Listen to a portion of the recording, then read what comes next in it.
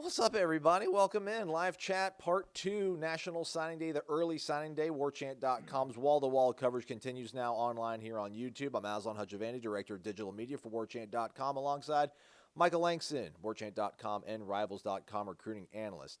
What number are we up to right now, Michael? How many got? 9? More than 9? I think we're up to 10 now. 10 now. 10 signees. Should be a lot more heavier later this afternoon when the other offensive linemen come in, and Maurice Smith and Dante Lucas. And then I guess tomorrow we wait for Will Putnam, but I think it'll finalize. I think it'll get around 14, 15. All right. I just want to make sure I did unmute the mic. I thought I maybe didn't mute the mic up. As you can see right now below the screen here, you can actually see the names scrolling by that we have officially confirmed have signed in. So since we last met up with y'all around 9 a.m., I think the most recent ones were Jarvis Brownlee. So that completes the Carroll City flip. I mean, how did that come about? These two kids getting on Florida State's radar and eventually flipping and committing to the Noles. I think they were always talking to them, but I think with Malcolm's situation, that opened up with Tyler Davis when they looked like he was going to go to Clemson. He signed with Clemson today. So I think that opened up things for Malcolm. But they were talking to both of these kids for a while. And then I think with Jarvis, they just really were blown away by his film and he thought that he's just a guy we got to have because he can play safety, corner. And I just think they fell in love with everything about those two kids. And they play on one of the best teams in high school football in Carroll City in Miami. So I think that was kind of a no-brainer when you watch that team play, and certainly one of the best defenses around South Florida. So I think both of them are tremendous prospects. And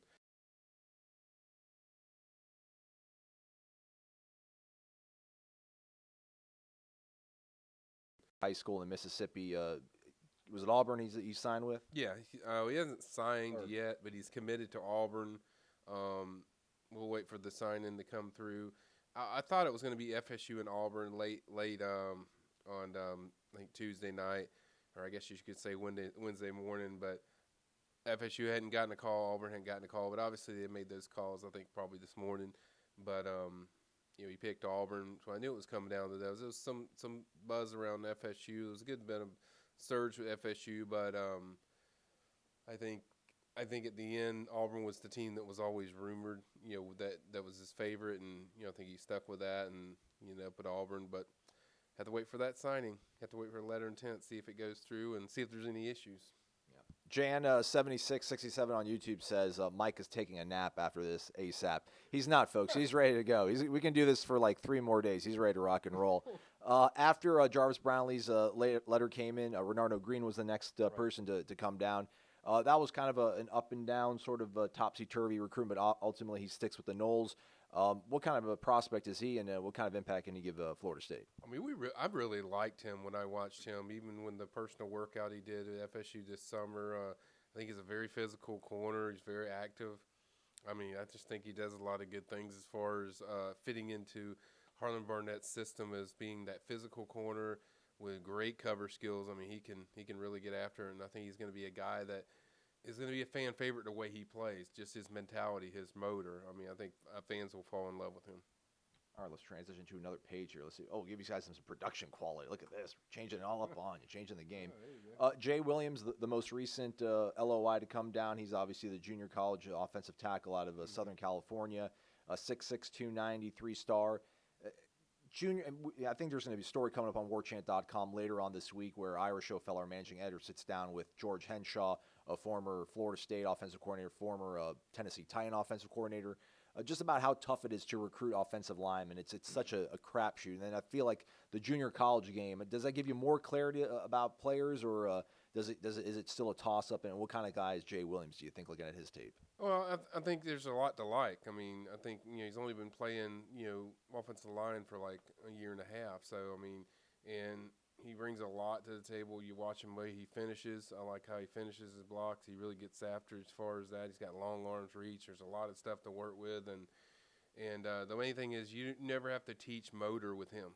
That's a good thing with offensive line. It's mainly just got to clean up technique, and he's a guy that's going to be ready to deliver right now. So I think that's a big thing.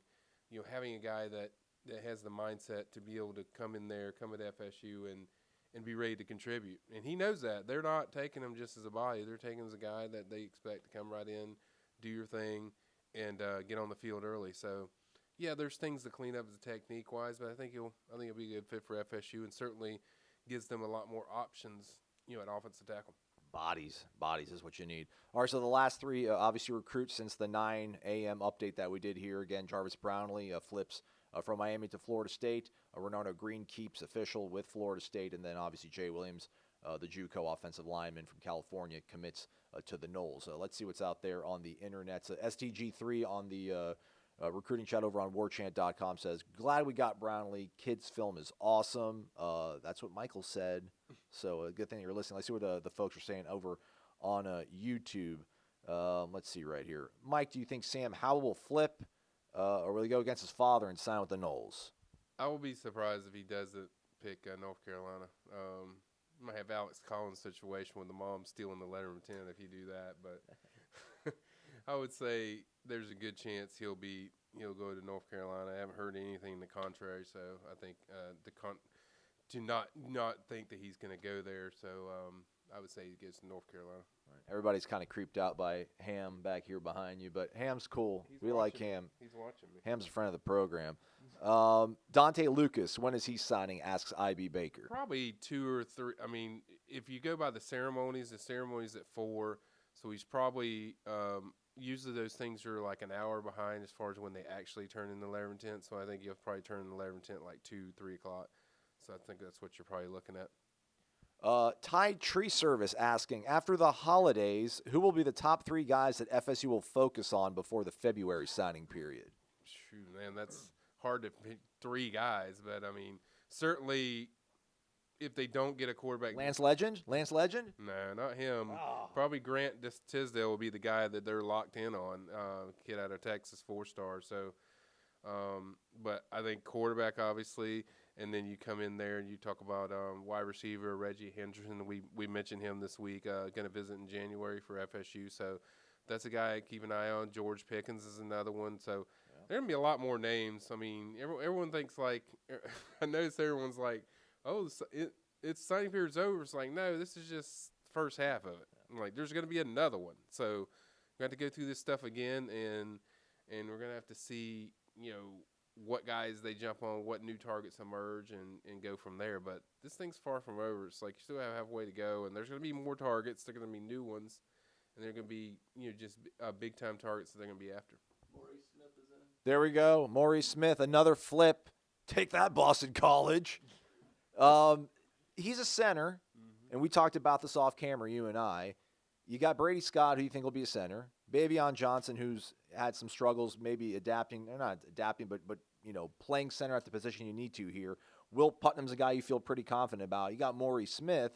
Is there some sort of crazy offensive line combination they're going to run out there with a bunch of centers, or is that just the numbers they need? Well, it's just numbers they need. You need 2 centers in this class. And if you get, obviously you have Maurice Smith now in the fold. He's already signed, letter of intent, and all that stuff's in.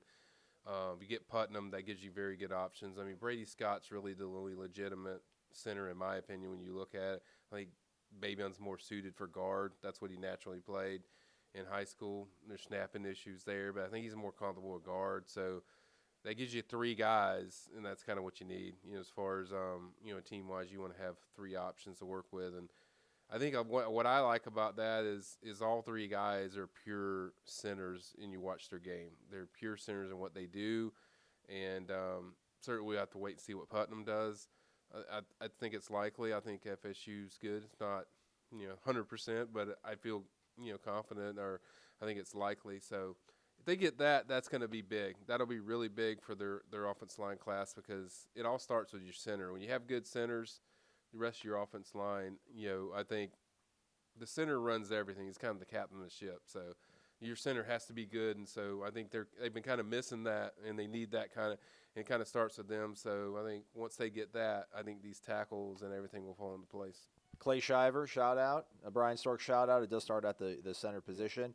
Chadwick Hamilton asks, any hope for Sanders? I imagine he's talking about Trey Sanders. Yeah, Trey Sanders, I think he's going to Georgia, as I did in my predictions. I picked Georgia, and I think he's going to go there. I think they made a big surge, and why can't I mean, you can't argue against that if he did pick Georgia because, look what Georgia does with running They're backs. pretty good. Yeah, I mean, they do a really good job with running backs, and they have for a while. So I think Georgia would be my pick. And what do we know about Will Putnam announcing it's going to be tomorrow? Do we know the time on? And also share sort of, what happened earlier this morning that makes you kind of feel good about their chances, Florida State, with Will Putnam? Well, 1 p.m. Tomorrow, which would be on Thursday. This is nothing new. I mean, everyone keeps mentioning the chats like, why did they change? They didn't change. This is the same press release that Plant High School sent out and said 1 p.m. Thursday. So nothing's changed with that. That's the expected time. As far as Will, I've heard from different people I talked to, I don't know if the parents are on board with one team or another. I hear they like Clemson too, but with Will, I think it's FSU. I think that's where he wants to go. I can't unless the parents somehow didn't sign off on it, which I have not heard. That's the only way I can't see him ending up at FSU. But right now, I think it was his choice, and I think it will be his choice. I think FSU is probably going to win out, and then even more is this morning, an offensive lineman out of Fort Lauderdale. He's a center. I think Casey Boateng. He announced a commitment and signed with Clemson. And he's a center, and he wasn't even Clemson wasn't even his top three. So my guess is Clemson probably pushed for him last night, and so that makes you think, hey, something's about that. That might be a chain reaction. So it's a good chance that was their chain reaction, that they had to find somebody because Putnam's going to FSU. So that's just my guess. That's kind of how I looked at it, but we'll have to see, and we'll find out tomorrow with Will. All right, see Michael out here connecting the dots for you. Coming up at noon, Raymond Woody III is going to commit a little bit here from War Chant headquarters, not too far from here. Our own Corey Clark will be on site to bring us the latest on that. We'll take some more questions here as we start winding things down on this edition of our live hit. Houston Barber asks, who is our best hope at wide receiver for a target to commit, Michael? Well, I would say Reggie Henderson, the guy I've highlighted this week. He's from Texas. There's a great connection with the staff. He knows David Kelly really well. Willie Taggart and David Kelly all did in-home with him. FSU's going to get a last visit. That's always big. I would say George Pickens, too. I know a lot of people want to, mention Jaden Hazelwood, and I think they did a great job there. I just think he's going to go to either Georgia or Oklahoma. I just think it's going to be that. I think a lot of that depends on Fields, but I just think Pickens and him, and there might be more. I mean, there could obviously be more targets at wide receiver that we don't know about that emerge after this early signing period. Justin Mason asks, did Florida State stop trying to get that offensive lineman that committed to LSU? Was it Cardell Thomas? I think that was kind of a lost cause after a while, the way the season went and the way LSU season went. So it's kind of like after that, it was kind of like you're not getting this kid, so he's going to stick with LSU. And I think there was a glimmer of hope when, before the season, but once the season started, LSU had a solid year. They weren't going to get that kid. No, you're not going to pull those kids. FC Griffin asks, when is the interview with Taggart? That's 4 p.m. We'll have that video up on warchant.com for you as well.